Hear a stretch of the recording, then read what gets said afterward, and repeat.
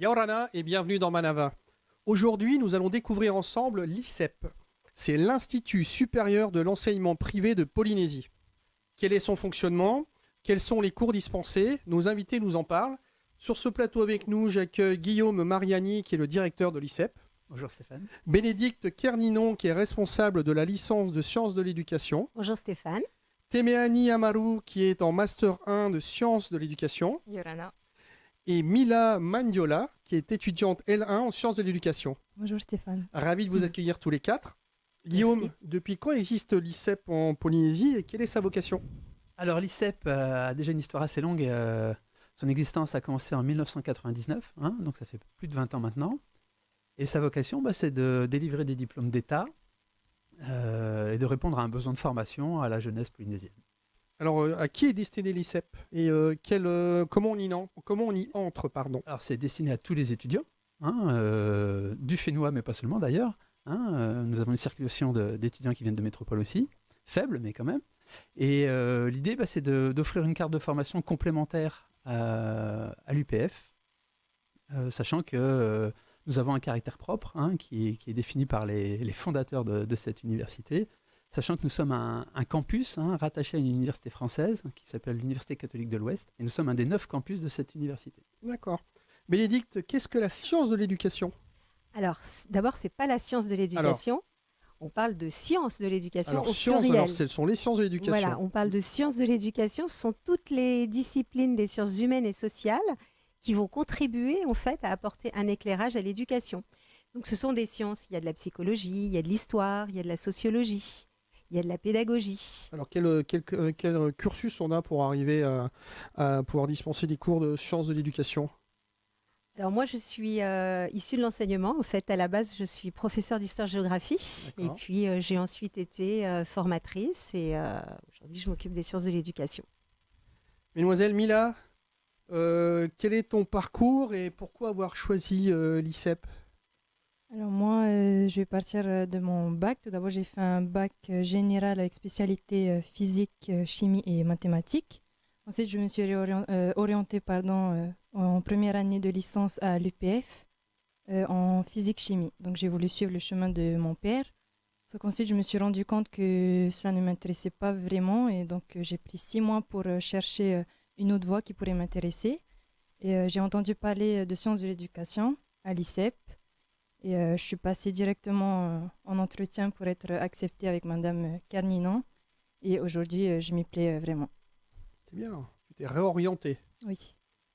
Temeani, même question pour toi.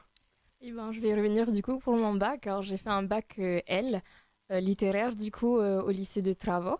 Et puis, alors, j'avais pour projet de suivre aussi le chemin de ma mère qui est professeure des écoles. Et ce qui me semblait plus cohérent, ça a été d'être à l'ICEP justement avec la licence sciences de l'éducation que j'ai connue lors des portes ouvertes à l'UPF. Et ce que j'ai beaucoup apprécié, c'était le fait qu'il prodiguait aussi des périodes de stage qui m'avaient vraiment intéressé le fait de pouvoir jongler entre la théorie et la pratique. Voilà, et là, je suis en master du coup. J'ai fait 1 mois à l'INSPE parce que je voulais poursuivre justement en Alors, maths. explique ce que c'est. Alors, l'INSPE, c'est l'institut par rapport au professorat qui se trouve pas loin de l'UPF. Voilà. D'accord. Poursuivre justement cette voie de professeur des écoles. Et puis, j'ai changé de voie il n'y a pas longtemps. J'ai survécu 1 mois à l'INSPE et je suis revenue à l'ICEP pour avoir un master plus général, en fait, sur l'éducation. Guillaume, t'as de bonnes ambassadrices, hein? Oui, presque trop. Tu tiens aussi à dire que c'est pas, ta réorientation n'a rien à voir avec l'INSPE, c'est toi qui as changé Oui. d'orientation clairement. Oui, bien sûr. Mais ce qui est intéressant, c'est de voir qu'on voulait essayer de suivre la voie des parents, et c'est normal, on essaye de suivre, ce sont nos exemples, et puis vous êtes réorienté, donc ça veut dire que justement, l'ISP permet de se réorienter et d'aller vers des choses un peu différentes. Quel type de formation vous proposez, Guillaume? Donc on dispense essentiellement des licences, donc j'ai dit tout à l'heure des licences d'État qui sont principalement orientées vers les sciences humaines. On propose donc les sciences d'éducation, comme on vient de le dire avec Madame Kerninon. On propose les sciences sociales, à base de sociologie et d'anthropologie. On propose aussi les sciences de l'information et de la communication, Et on sort un peu des sciences sociales, et des humaines et sociales, pardon, en proposant aussi les STAPS. Depuis Alors, explique ce que c'est que les STAPS. Les ouais. STAPS, en gros, c'est la filière qui forme au métier du sport, mais de façon universitaire. C'est-à-dire, c'est un diplôme qui dépend du ministère de l'Éducation et de la Recherche, donc pas du ministère de Jeunesse et Sport, et c'est une licence universitaire qui nous emmène vers des masters d'État, je tiens, et qui font que on prépare à la fois aux professeurs d'éducation physique et sportive, mais aussi à tous les métiers liés à la préparation physique, à la préparation à la performance, à l'éducation, au travail sur l'activité physique adaptée, le handicap, etc. Mesdemoiselles, vous êtes destinée à quel métier? Mila, qu'est-ce que tu aimerais faire ensuite après ton... Alors hop, Mila, après ton L1 sciences de l'éducation, qu'est-ce que tu veux faire ensuite? Pour l'instant, je n'ai pas vraiment de projet professionnel fixe, mais j'aimerais bien continuer jusqu'au doctorat en sciences de l'éducation après un master à l'ICEP. Alors explique, c'est combien d'années et comment ça fonctionne? Alors d'abord, j'ai terminé mes 3 premières années de licence à l'ICEP. Ensuite, je vais continuer sur 2 années de master à l'ICEP toujours et pourquoi pas aller en doctorat en métropole. Mais c'est encore... Parce que les masters, c'est ce que vous proposez au maximum, ce qui est déjà très bien. Bac plus C'est 5. déjà très bien. Et ensuite, le doctorat, c'est combien de temps? C'est combien d'années? 3 ans, il me semble, après le master. Et alors, l'idée ensuite, tu voudrais faire quoi? J'aimerais bien enseigner à l'ICEP en sciences de Ou l'éducation. dans le supérieur. Oui, dans le supérieur. Disons que le doctorat, il a le ticket d'entrée pour être enseignant dans le supérieur. Oui, mais elle a dit à l'ICEP. Oui, elle a dit à l'ICEP. Enfin, Guillaume, écoute un peu, elle a dit à l'ICEP. C'est noté, en plus, ça va être... J'ai appris ça tout à l'heure dans la voiture. Il y aurait une preuve. Téméanie, toi, de ton côté, vers quoi tu te projettes? Alors, pour le métier de professeur des écoles, c'est pas un métier que je laisse entièrement de côté. Je pense que ce sera plus mon plan B. Mais là, j'aimerais bien plus m'orienter vers la formation des adultes. Donc, plus pour former en fait les adultes. Mais pareil, tu vas essayer de continuer... Non, pas jusqu'au doctorat, non, je vais m'arrêter au master, je pense. Ce qui est déjà pas mal. Oui. Bénédicte, est-ce qu'il faut avoir... Parce qu'on voit qu'on a 2 profils différents. Est-ce qu'il faut avoir un profil particulier pour les sciences de l'éducation? Non, justement, parce que c'est une filière qui ouvre à beaucoup de possibilités, que ce soit le domaine de la petite enfance, que ce soit le domaine de la formation pour adultes. On pourrait même envisager de travailler aussi avec des personnes âgées, parce que là aussi, il y a des choses à faire en matière d'éducation, par rapport aux apprentissages, etc. Donc, en sciences de l'éducation, on a la chance d'avoir des profils extrêmement divers. On a même des bacs pro, on a des bacs STMG, on a des bacs littéraires, on a des bacs scientifiques. Il y a un point qui nous relie tous, c'est le souci de l'autre, de la transmission et d'être relié à l'autre. Et cette licence, comme toutes les licences en fait à l'ICEP, a une part de professionnalisation qui est importante dès la L1 et qui permet sur les 3 ans en fait, de construire son projet professionnel. Est-ce que durant cette licence, c'est uniquement de la théorie ou il y a aussi de l'application et de la pratique ou sous forme de stage particulier? Alors, dans toutes nos filières, on a de la théorie en centre, mais il y a beaucoup de pratiques. Je sais que les STAPS ont des stages en école de manière régulière sur l'année. En sciences de l'éducation, il y a des stages, il y en a en sciences sociales. On travaille aussi beaucoup par projet. Donc, chaque fois qu'il est possible, nos étudiants vont dans des projets concrets, dans des écoles ou participent à l'encadrement de spectacles de danse. On essaye de faire en sorte de leur faire vivre des expériences, en fait, qui vont leur permettre d'acquérir des compétences et de donner du sens aux apprentissages théoriques qu'ils vont avoir au centre. Et en général, quand c'est sous forme de projet, c'est toujours très apprécié et ça les oblige à s'engager aussi, ça les motive. Oui. Tout à fait. Guillaume, comment se fait la sélection à l'entrée? Alors, pour les entrées en licence, c'est sur Parcoursup, en L1. Et puis, parallèlement à ça, il y a toutes les inscriptions possibles par validation d'acquis qui se font parallèlement à cela, notamment plutôt en L2, en L3 et en Master. Alors, tu disais Parcoursup, ça veut dire qu'il y a des jeunes gens de France qui peuvent postuler. Oui. C'est peut-être ce à quoi tu faisais référence tout à l'heure, non? En disant que c'était ouvert à tous? Non, oui, ça peut l'être, mais sachant que notre finalité, c'est comme de répondre à un besoin pour la jeunesse polynésienne. Les métropolitains ne sont jamais prioritaires, c'est quand il reste de la place et quand les profils nous intéressent. Un petit peu comme nous, quand, par rapport à la métropole, c'est bien de faire façon, la même chose. Mais voilà, il n'y a aucune place qui est prise par un étudiant métropolitain. Et puis, on est effectivement, vu qu'on ne peut pas accueillir tout le monde, on a des groupes de 35. C'était ma question, voilà, vous avez un nombre de places limitées. Enfin, on a en gros, c'est le groupe de travaux dirigés, on dit de TD, donc c'est à peu près 35 places par filière. Quand il y a beaucoup de monde, on fait 2 groupes TD, notamment STAPS par exemple, mais c'est le maximum. Globalement, on est sur 35 et du coup, comme on ne peut pas accueillir tout le monde, il y a une sélection sur dossier par l'intermédiaire de la plateforme Parcoursup. Donc très clairement, on va dire le parcours en amont, donc jusqu'au niveau du bac, a son importance. Oui, mais surtout ce qui a son importance, c'est comment l'étudiant... La motivation, son implication. Voilà, sa lettre de motivation, les appréciations qu'il a eues pendant ses années de lycée, tous les projets qu'il a pu mettre en place aussi autour... dans Parcoursup, il y a un onglet qui s'appelle Centre d'intérêt et comment il le remplit notamment. On est très attentif justement à rencontrer des individus, malgré que tous les profils soient codés. On veut justement avoir des étudiants qui ont des profils, on va dire, riches, variés et qui permettent une certaine hétérogénéité dans les groupes, qui permettent aussi de voir des étudiants qui s'impliquent dans les projets, qui ont des orientations qui sont décidées, en fait, qui sont pensées. Donc voilà, c'est ça qu'on valorise. Alors après, tous nos étudiants ne sont pas sur ce profil-là naturellement, mais en tout cas, on est très attachés à les faire sortir rapidement de l'anonymat. En fait, on veut connaître nos étudiants.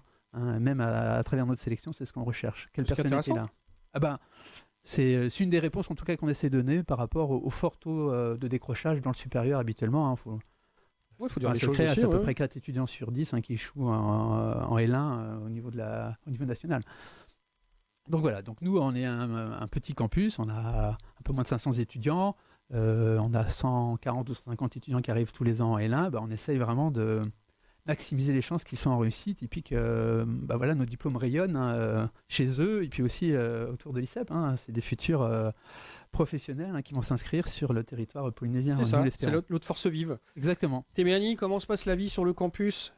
C'est super. Il y a des points positifs et des points à améliorer, c'est sûr, comme partout. On va parler des positifs. Oui, je préfère aussi.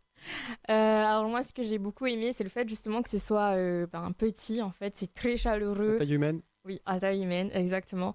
Et ce qui donne en fait un effet où presque on se connaît, on se dit bonjour tous les jours, que ce soit entre élèves, mais aussi entre élèves et professeurs justement. Et c'est vraiment cette relation en fait qui m'a beaucoup plu, parce qu'on nous considère plus vraiment comme des étudiants, mais vraiment comme des personnes à part entière en fait. Voilà.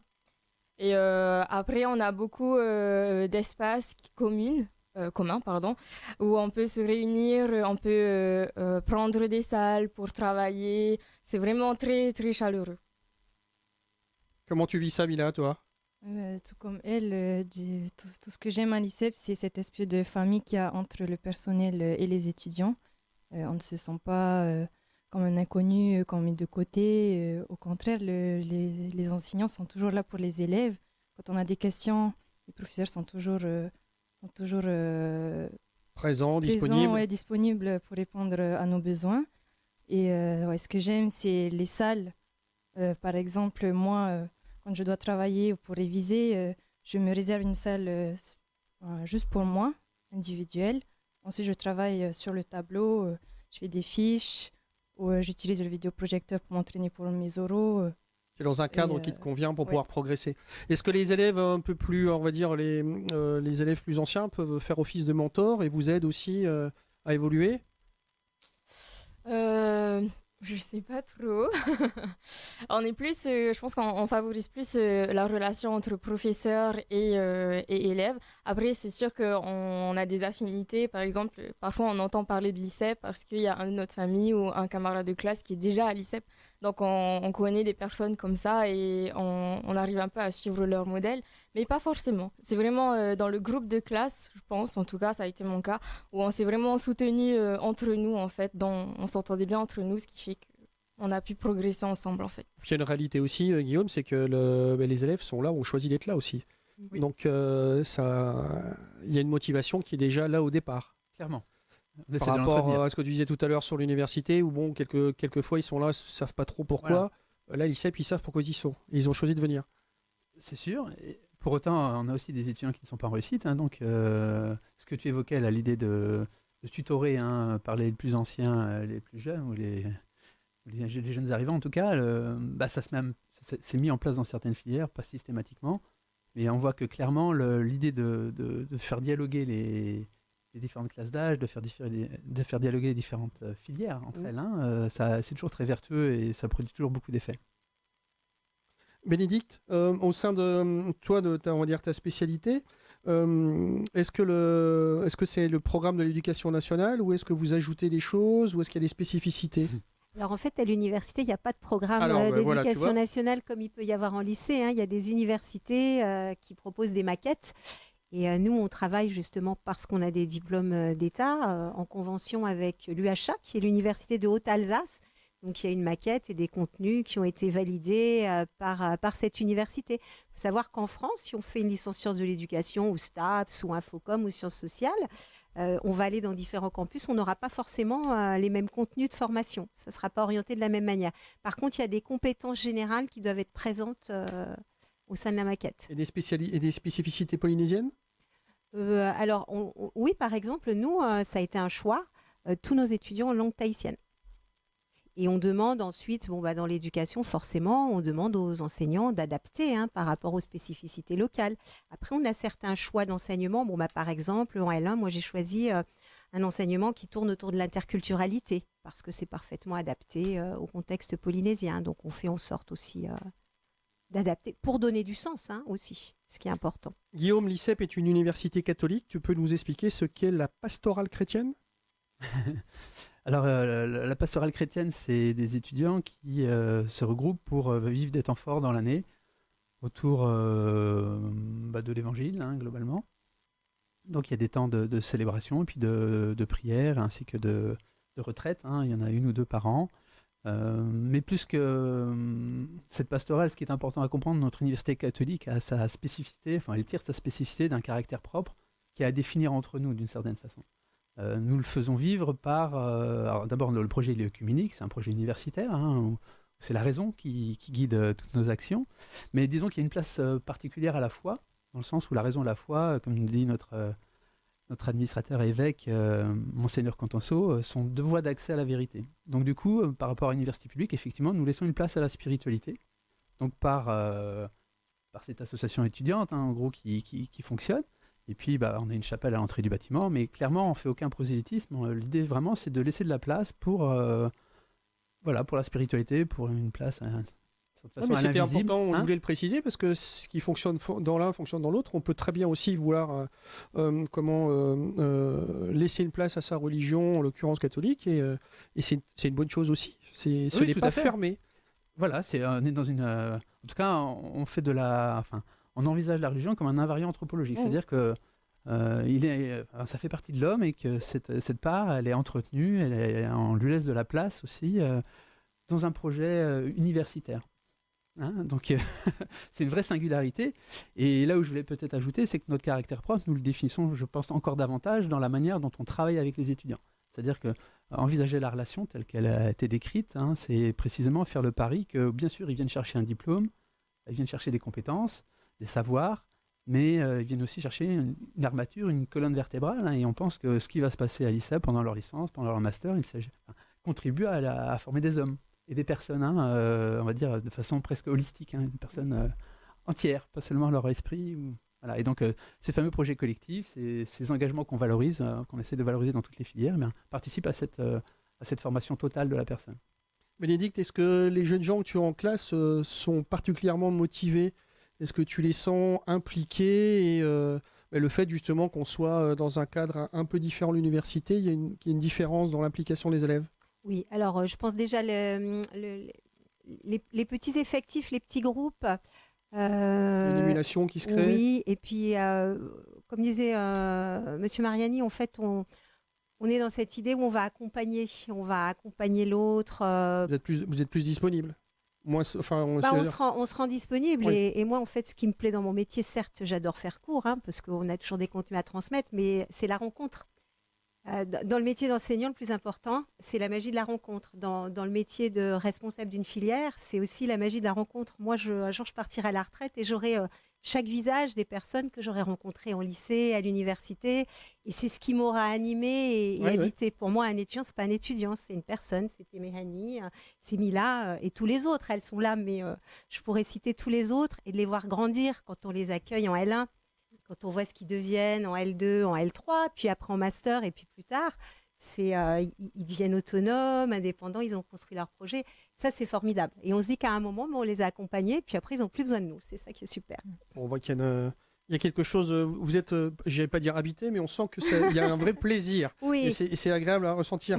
Mesdemoiselles, comment on prépare ces journées à l'ICEP? Est-ce que ça travaille beaucoup? Est-ce qu'il y a beaucoup de travail personnel? Quelle est la part du groupe et la part du travail personnel? Alors, je vais commencer peut-être par l'emploi du temps, qui est pas... Bon, ça va, ils essayent quand même de nous d'être un emploi du temps assez modéré. C'est pas vraiment chargé, ce qui fait qu'on a... bon, des fois, si, c'est quand même chargé, mais ça va.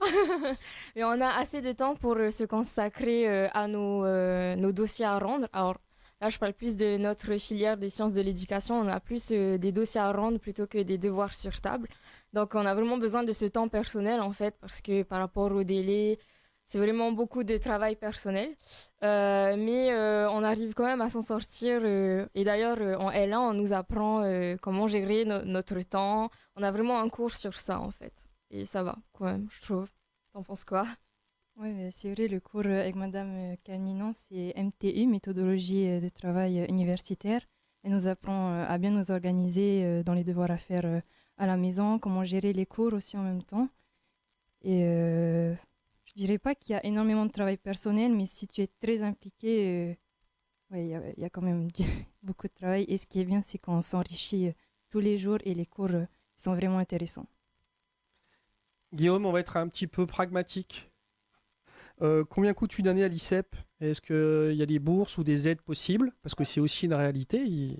Alors, notre modèle économique repose sur effectivement la scolarité des étudiants. Donc, une année coûte entre 470 000 et 500 000. 460, ouais, c'est ça ce que j'ai vu, oui. Hein. Quelle était la suite de ta question? Excuse-moi. Et comment est-ce qu'il y a des aides, des bourses? Donc, un peu plus d'un tiers de nos étudiants sont boursiers. Voilà. Tout à l'heure, j'ai essayé de définir un peu le caractère propre dans lequel on évoluait. Alors, ça paraît une somme d'argent conséquente, voire considérable pour nombre de familles, et ça l'est. Mais nous aidons nos étudiants. Il y a des remises pour les boursiers, bien sûr, mais au-delà de ça, surtout, on accompagne les projets des étudiants. C'est-à-dire que si, moi, en tant que responsable, j'ai envie de dire, et directeur de cet institut, je le vois quasiment quotidiennement. Nous accompagnons des étudiants qui ont des pépins dans la vie, qui peuvent vivre des décès, qui peuvent vivre des faillites, qui peuvent vivre... la période du Covid, par exemple, on a eu un certain nombre d'exemples qui se sont actualisés comme ça. Et donc, du coup, notre caractère propre se définit aussi par le fait qu'on accompagne le projet jusque dans le projet financier. C'est-à-dire que ne plus pouvoir payer ou être dans des difficultés, nous sommes capables, nous avons les reins suffisamment solides maintenant pour accompagner sur plusieurs années le recouvrement de ces scolarités. Donc, du coup, je veux faire peur à personne dans le sens où, à partir du moment où le projet est ficelé, si l'étudiant est assidu et qu'il s'épanouit dans nos diplômes, globalement, il arrive toujours à finir. Je n'ai pas vu, moi ça fait 7 ans que je suis directeur maintenant, on n'a jamais abandonné personne, et quand il y a des cas dramatiques, on est capable de faire au nom de notre caractère propre. Et c'est très très bien de le dire, parce que parfois on va dire le côté privé peut-être faire peur, mais au contraire, il y a aussi de l'humain, j'aime bien le dire, et c'est intéressant que de le mettre en avant, parce que les choses ont un coût et il faut en parler. Il y a des hébergements qui sont proposés aussi pour les jeunes gens qui viennent des îles? Alors malheureusement, c'est un peu le point faible de notre campus. Va sans doute y en avoir plus encore très bientôt, mais pour l'instant, nous avons des foyers confessionnels pour les jeunes femmes et les garçons, qui sont autour de l'ICEP, dans des places assez limitées. La plupart de nos étudiants, quand ils viennent des îles, globalement, trouvent des colocations avec les camarades ou trouvent des plans, mais... nous n'avons pas cette offre, malheureusement. C'est à l'étude, on va dire. Voilà. Vous êtes en train d'y réfléchir. Et même quand on veut accueillir des étudiants à l'international en plus grand nombre, ça fait partie des pistes de développement, on va dire. Bénédicte, en quelques mots, tu peux nous parler du plan réussite licence? Alors, je suis allé chercher sur les sites, j'ai oui, regardé. Alors à l'ICEP, en fait, le plan réussite licence, à la base, c'est destiné à des lycéens qui arrivent à l'université avec des fragilités pour éviter qu'ils soient en échec. Alors c'est vrai que nous, comme on a des petits groupes, on n'a pas véritablement mis en place de plan réussite licence. C'est la manière avec laquelle on va accompagner les étudiants, donc petits effectifs, déjà bien connaître nos étudiants. Il faut savoir que quand on inscrit un étudiant, on veut le connaître dès le départ. On connaît déjà des étudiants qui vont s'inscrire chez nous, qu'on a rencontrés lors de nos journées portes ouvertes, etc. C'est un peu le premier contact avec l'étudiant. Mais en juillet, quand il va y avoir les inscriptions, on va recevoir individuellement chaque étudiant. Donc on va déjà avoir un aperçu de qui est l'étudiant. Et puis on a ce suivi régulier, on a des bilans chaque fin de semestre avec des entretiens individuels avec les étudiants, plus toutes les fois où ils peuvent venir nous voir dans nos bureaux et les échanges qu'on a aussi avec les enseignants. Ben voilà, des jeunes gens encadrés et avec des professeurs disponibles. Mesdemoiselles, si vous deviez passer un message ou donner un conseil à des jeunes gens qui voudraient venir à l'ICEP, Mila, qu'est-ce que tu leur conseillerais ou qu'est-ce que tu leur transmettrais comme message? Tout simplement, venez à l'ICEP. Si vraiment, je vous jure que vous allez réussir vos études. C'est certain et je ne pourrais jamais dire le contraire parce que vraiment, on a des professeurs super, un personnel super et l'ICEP est juste génial. Téméanie? Alors, bien sûr, il faut prendre du recul. Hein. C'est sûr que l'ICEP, c'est vraiment très chaleureux, mais il ne faut pas aussi oublier, il y a le côté personnel, qu'il faut aussi être très motivé et engagé. Magique, ouais. Surtout, évidemment, on prend les conseils à prendre. Les professeurs sont disponibles, c'est vrai, mais il ne faut pas compter seulement sur eux. Il faut aussi avoir beaucoup de sens de l'engagement. Mais sinon, je dirais que l'ICEP donne vraiment de l'attention aux étudiants et il donne envie d'apprendre. Une institution en taille humaine, c'est très bien. Donc maintenant, on comprend mieux le fonctionnement de l'ICEP et c'est grâce à vos éclairages. Donc merci d'avoir répondu à mes questions. Cette émission sera en replay sur le site de TNTV. Bonne fin de journée sur TNTV.